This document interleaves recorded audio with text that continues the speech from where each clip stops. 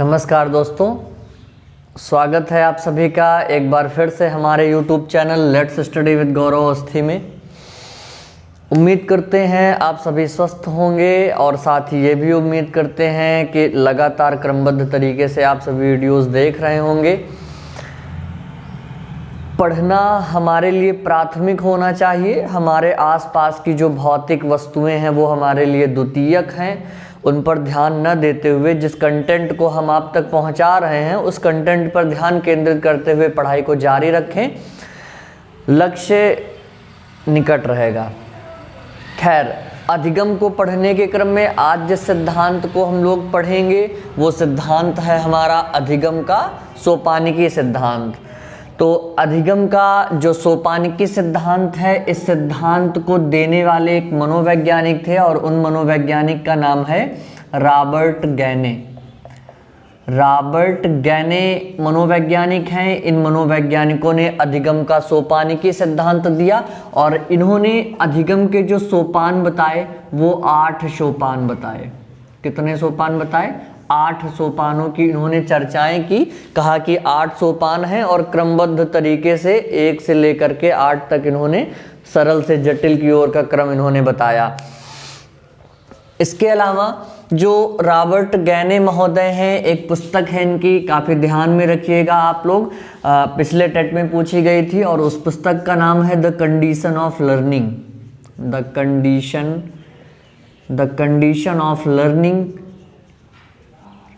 Condition of learning इनकी एक पुस्तक है।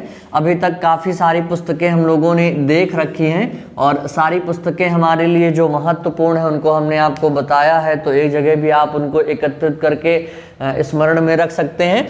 बाकी ध्यान दे करके चलिएगा। तो रॉबर्ट गैने की जो पुस्तक है द कंडीशन ऑफ लर्निंग इनकी पुस्तक है। और रॉबर्ट गैने को एक नाम है अनुदेशन के सिद्धांत, या हम कह लें आधुनिक अनुदेशन का जनक माना जाता है। आधुनिक अनुदेशन के सिद्धांतों का जनक माना जाता है। आधुनिक अनुदेशन के सिद्धांतों का जनक माना जाता है रॉबर्ट गैने को। आधुनिक अनुदेशन के सिद्धांतों का जनक रॉबर्ट गैने को माना जाता है। और अभिक्रमित अनुदेशन में स्किनर आते हैं और शाखीय अनुदेशन में क्राउडर का नाम आया जाता है। चाहे आप उसे शाखीय अधिगम कहें चाहे शाखीय अनुदेशन कहें, क्राउडर का नाम आता है। और अभिक्रमिक अनुदेशन या अभिक्रमिक अध्ययन विधि में स्किनर का नाम आता है। तो फिलहाल आधुनिक अनुदेशन के सिद्धांतों के जो जनक हैं वो रॉबर्ट गैने को माना जाता है। गैने ने अपने अधिगम सोपानिकी में 8 सोपान बताए हैं। अगर 8 सोपान की बात करें तो हम लोगों ने एरिक इरिक्सन की भी थ्योरी पढ़ी होगी, ठीक है। तो उस थ्योरी को भी हम लोगों को ध्यान में रखना है। पहले वीडियो में चर्चाएं हो चुकी हैं, पुनः आप देख सकते हैं। तो अधिगम सोपानिकी में जो 8 सिद्धांत बताए या अधिगम के 8 सोपान बताए, उन 8 सोपानों में पहला है संकेत अधिगम, सिग्नल लर्निंग कहा जाता है। उद्दीपक अनुक्रिया अधिगम, स्टिमुलेटेड रिस्पॉन्स लर्निंग कहा जाता है। श्रृंखला अधिगम है, चेन लर्निंग है। शाब्दिक साहचर्य अधिगम है, विभेद अधिगम है। 6वां संप्रत्यय अधिगम है। 7वां सिद्धांत अधिगम है और 8वां समस्या समाधान अधिगम है, ठीक है। इस संकेत अधिगम को इन्होंने निम्न स्तर कहा। जो सबसे निम्न स्तर है वो संकेत अधिगम है, ठीक है। तो इस प्रश्न को थोड़ा सा ध्यान में रखिएगा कि रॉबर्ट गैने ने अधिगम सोपानिकी का निम्न स्तर कौन सा दिया है, प्रश्न पूछा गया है। तो संकेत अधिगम है। और समस्या समाधान अधिगम जो है इनके अधिगम सोपान का उच्च स्तर है या सर्वोच्च स्तर है, ठीक है। तो समस्या समाधान अधिगम जो है इनके अधिगम सोपान का उच्च स्तर है और संकेत अधिगम निम्न स्तर है। और जो भी इनका ये सिद्धांत है ये सरल से जटिल की ओर चलता है। सरल से जटिल की ओर ऐसे ऊपर की ओर चलता है इनका ये सिद्धांत। मतलब जो सबसे पहला संकेत अधिगम है, इसकी प्रतिक्रियाएं या इसके क्रियाकलाप या इसमें बालक की जो भी एक्टिविटियां होंगी वो सरल होंगी और धीरे धीरे हम ऊपर की ओर बढ़ते जाएंगे तो जटिलताओं की ओर चलता जाएगा बालक के संज्ञान का विकास अच्छा होता जाएगा, बालक का अधिगम बढ़ता जाएगा, तब वो वहां तक पहुंचेगा, ठीक है। तो इनकी एक एक चर्चाएं करते हैं और देखते हैं क्या क्या चीज़ें इसमें हैं। तो पहला है संकेत अधिगम, सिग्नल लर्निंग है। इस बात को अगर हम ध्यान दें तो एक व्यक्ति का नाम आपने सुना होगा, पावलोव। पावलोव का हमने आपको बता रखा है जो शास्त्रीय अनुबंधन है, तो संकेत अधिगम पावलोव के शास्त्रीय अनुबंधन पर ही आधारित है, ठीक है। या पावलोव की जो हम लोगों ने CR थ्योरी पढ़ी है, इस CR थ्योरी पर आधारित है ये संकेत अधिगम। मतलब इसमें क्या है कि हम आपको अधिगम करने के लिए कुछ ना कुछ परिस्थितियां देंगे, है ना, आपको हमें अनुकूलित करना है। उस अनुकूलन के लिए पावलोव में हम लोगों ने पढ़ा था कि कुत्ते के मुंह में घंटी बजते ही लार आ जाती है, हम लोगों ने अनुकूलन का प्रयास किया था, ठीक है।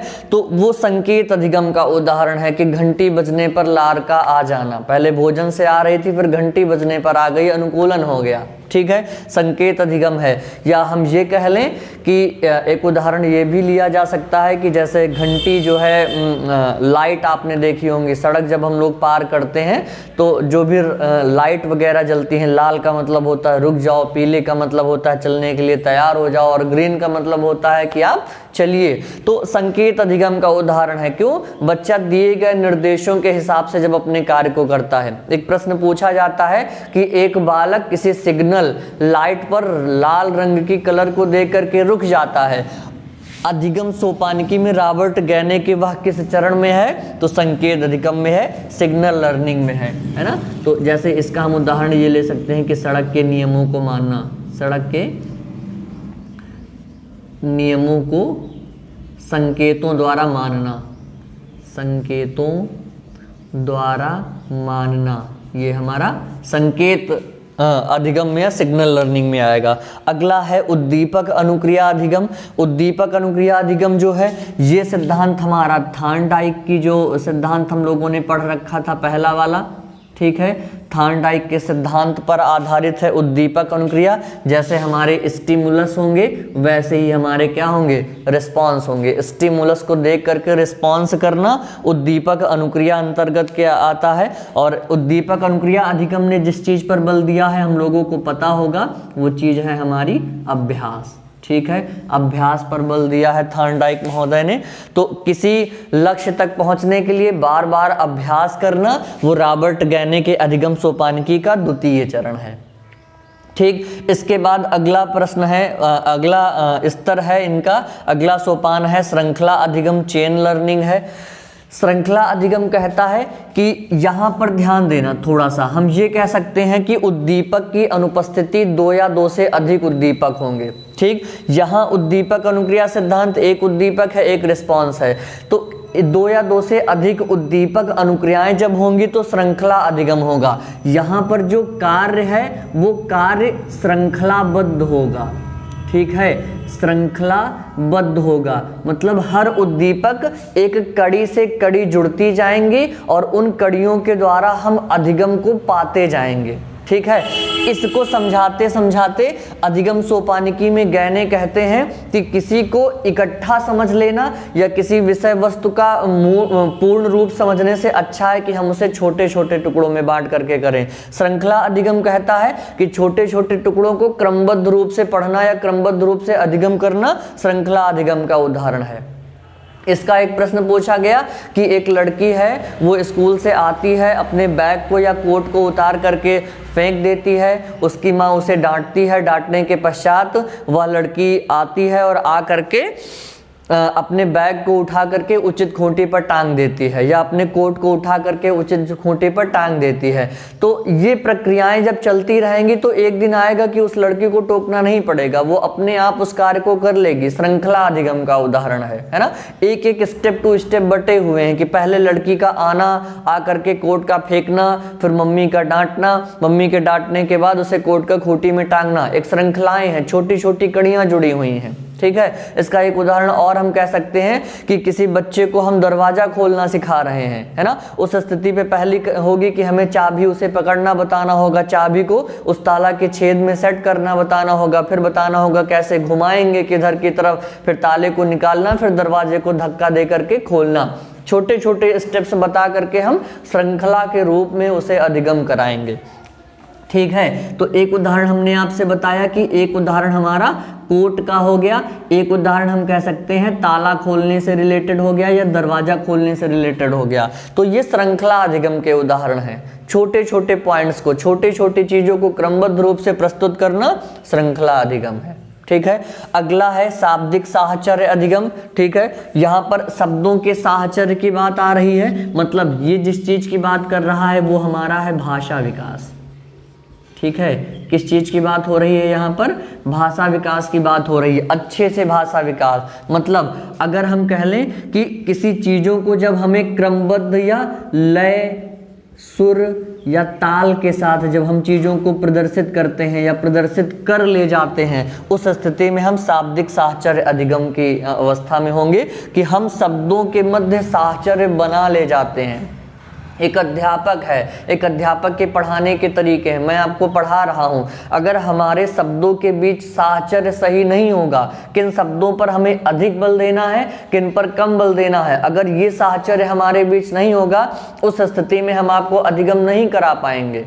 ठीक है, किन चीजों पर हमें अधिक जोर देना है, किन चीजों को हमें अच्छे से पढ़ाना है, तो ये शाब्दिक साहचर्य के अंतर्गत आता है। लय, सुर, ताल में प्रस्तुत करना, कविताओं का वाचन करना, पाठन करना, कहानियों को अच्छे से बता ले जाना, अधिगम करा ले जाना, ये सारा का सारा शाब्दिक साहचर्य अधिगम के अंतर्गत आएगा। हम लोग प्राइमरी में आगे जब आप लोग जाएंगे, अध्यापक बनेंगे, तब आप देखेंगे कि कक्षा 1 या 2 के बालक हैं, अगर आप उनको सहयोगात्मक रूप से 3 से 4 बच्चों को खड़े होकर के किसी कविता का सासुर वाचन कराएंगे तो वो नहीं कर पाएंगे, है ना। लेकिन एक स्थिति आएगी, आप 3 में जाओगे, 4 में जाओगे, 5 के बालक के पास जाओगे तो वो अच्छे से प्रार्थना जो है सुबह वो करवा ले जाएंगे, शाब्दिक साहचर्य अधिगम कर ले जाएंगे।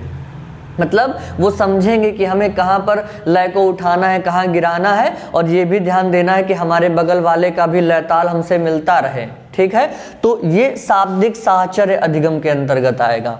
अगला है विभेद अधिगम है। विभेद अधिगम में क्या होता है? हमारे सामने उद्दीपक होंगे। क्या होंगे? उद्दीपक होंगे। एक होगा और उद्दीपक 2 होगा। ठीक है, यहां पर उद्दीपकों की बहुलता होगी, 2 होगा, 2 से अधिक भी हो सकते हैं। विभेद अधिगम कहता है कि हम 2 उद्दीपकों के मध्य अंतर को स्पष्ट कर ले जाएं, अंतर को क्लियर कर ले जाएं, विभेद अधिगम का उदाहरण होगा। ठीक है, जैसे इसका एक उदाहरण हम लोग ले सकते हैं कि जो भी हमारे बहुविकल्पीय प्रश्न होते हैं, बहुविकल्पीय प्रश्न, तो जो भी हमारे बहुविकल्पीय प्रश्न हैं वो किस अधिगम का उदाहरण है? वो विभेद अधिगम का उदाहरण है। ठीक है, हाँ, तो बहुविकल्पीय प्रश्न विभेद अधिगम हो गए कि समस्याओं को हम चुन लेते हैं कि हमें कौन सी समस्याएं करनी है, बांट करके कौन सी हमारे लिए सरल पड़ेंगी। जैसे एक उदाहरण ये भी ले सकते हैं कि जैसे मान लीजिए हम रायबरेली में हैं, मुझे रायबरेली में घंटाघर जाना है, तो उस स्थिति में जाने के कई रास्ते हैं, उसमें हम किस रास्ते का चुनाव करते हैं? हम शॉर्टकट टूटे फूटे रास्ते का इस्तेमाल करते हैं या लंबी अच्छी सड़क वाले रास्ते का इस्तेमाल करते हैं? ये विभेद अधिगम है कि हमारे लिए क्या सही है, उस हिसाब से हम किस रास्ते का चयन करते हैं। हमें पैदल जाना है तो हम शॉर्टकट, अगर खड़िंजा नहीं भी लगा है तो चले जाएंगे, लेकिन हमारे पास बाइक या कार है तब हम लंबे रास्ते का इस्तेमाल करेंगे जो हमारे लिए सही है। ठीक, उन चीजों को चुनना विभेद अधिगम का उदाहरण है। उद्दीपक कई होंगे और उनमें चुनना। अगला है संप्रत्यय अधिगम, लिखा है कॉन्सेप्ट निर्माण या कॉन्सेप्ट लर्निंग है संप्रत्यय अधिगम। इसमें कॉन्सेप्ट का निर्माण, ध्यान देना, ये जो अधिगम है ये हमारे पूर्व अनुभवों पर आधारित होगा, पूर्व अनुभवों पर आधारित, पूर्व अनुभवों पर आधारित। जो भी हमारा संप्रत्यय है या कॉन्सेप्ट है, हमारे पूर्व अनुभव बताएंगे कि हमारे मस्तिष्क में किसी समस्या के प्रति कैसी अवधारणाएं हैं। हम गणित में हम लाभ हानि, प्रॉफिट लॉस अगर पढ़ रहे हैं तो जितना हमें अधिगम है उस अधिगम के हिसाब से ही हमें जो प्रश्न मिलेंगे उनका करेंगे। मतलब जो संप्रत्यय, जो कॉन्सेप्ट हमने निर्मित कर रखा है उस हिसाब से हम अपने समस्याओं तक पहुंचने का प्रयास करेंगे। तो संप्रत्यय अधिगम है, पूर्व अनुभवों पर आधारित है और इसकी सबसे बड़ी विशेषता है कि उदाहरण का होना। ध्यान देना, पहले हम कॉन्सेप्ट निर्माण करते हैं। पाठ योजनाओं को हमने कभी बनाया होगा, अगर हमें बच्चे को किसी सूत्र को बताना है तो उस सूत्र को हम रटाने पर बल नहीं देते। हमारी एनसीएफ 2005 रटने पर बल नहीं देती है। आगे आरटी पढ़ेंगे, कोई भी जितने भी नवीन विचारधाराएं आ रही हैं, अब 2020 आ गई है, शिक्षा नीति जो नई आई है वो रटने पर बल नहीं दे रही है, वो इसी पर बल दे रही है, संप्रत्यय निर्माण, कॉन्सेप्ट लर्निंग। हमें कॉन्सेप्ट का निर्माण करना है, उस कॉन्सेप्ट के आधार पर बच्चे सिद्धांतों की रचना कर ले जाएंगे। इस कॉन्सेप्ट के बाद ही अगला है सिद्धांत अधिगम।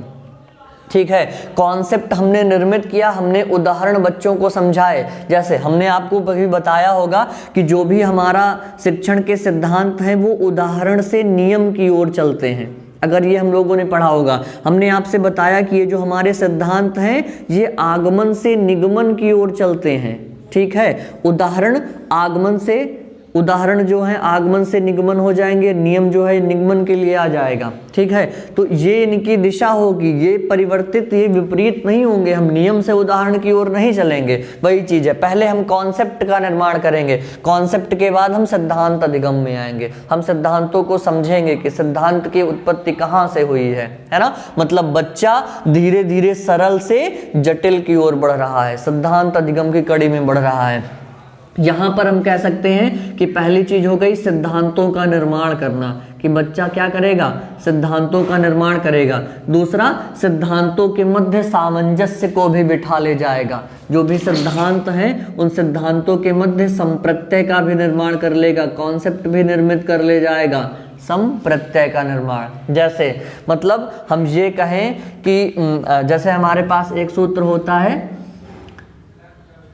या छोड़ दीजिए सूत्र तो हमारे लिए कई सारी चीज़ें हो जाएंगी, या देख भी लेंगे। तो जैसे हम F बराबर, एक सूत्र हम लोगों ने पढ़ा होगा mg, और एक हम लोगों ने पढ़ा होगा F बराबर g m अपान r स्क्वायर या r स्क्वायर, हम लोगों ने साइंस में पढ़ा होगा। ठीक है, तो ये दो हमारे सूत्र हैं, सिद्धांत हैं। संप्रत्यय अधिगम में इनका निर्माण कैसे हुआ देखेंगे। सिद्धांत अधिगम में ये सिद्धांत हो गए और इनको हम यूज भी कर पाएंगे, यानी g बराबर हमारा g m upon R E square या एम ई इसे कह लें, है ना। तो ऐसी चीजें, ये हमारे लिए इस कॉन्सेप्ट का आना ये संप्रत्यय है। ठीक है, इस सिद्धांत की रचना भी हम इस सिद्धांत अधिगम के अंतर्गत कर ले जाएंगे, दो सिद्धांतों के मध्य। अगला है समस्या समाधान अधिगम है। ये अधिगम सोपानकी का सबसे उच्च स्तर है, अभी हमने आपको बताया। तो इस अधिगम में आने के पश्चात रॉबर्ट गैने कहते हैं कि बच्चा सीखने के सबसे उच्च स्तर पर है। अब वो अधिगम अपने आप कर ले जाएगा, मतलब समस्याओं के समाधान तक हमें उसे पहुंचाने की आवश्यकता नहीं है। उसने जितनी भी चीजें सीख रखी हैं, संकेत के द्वारा, उद्दीपक के द्वारा, श्रृंखला, शाब्दिक, विभेद, संप्रत्यय, सिद्धांत, जो कुछ भी उसने सीख रखे हैं, इन चीजों से वह अपने लक्ष्य तक स्वयं पहुंच जाएगा, अपनी समस्याओं का समाधान स्वयं कर ले जाएगा। और जब वह अपनी समस्याओं का समाधान करने लगेगा तो वह रॉबर्ट गैने के अधिगम सोपानकी के उच्च स्तर में या जटिल स्तर में पहुंच जाएगा। ठीक है, ये सिद्धांत था अधिगम सोपानकी, रॉबर्ट गैने का सिद्धांत है और अधिगम से रिलेटेड सिद्धांत था। एक दो चीज़ें हमें और ध्यान में दे करके चलनी है कि जैसे हमने आपको बताया था कि अधिगम एक कैसी प्रक्रिया है, हमने आपको बता रखा है कि अधिगम एक धनात्मक प्रक्रिया है। कैसी प्रक्रिया है? अधिगम एक धनात्मक प्रक्रिया है। और ये भी बताया था कि अधिगम का स्थानांतरण भी संभव है। अधिगम का क्या संभव है? स्थानांतरण भी संभव है। और ये बताया था कि अधिगम का जो स्थानांतरण है वो पॉजिटिव भी हो सकता है, निगेटिव भी हो सकता है और शून्य भी हो सकता है।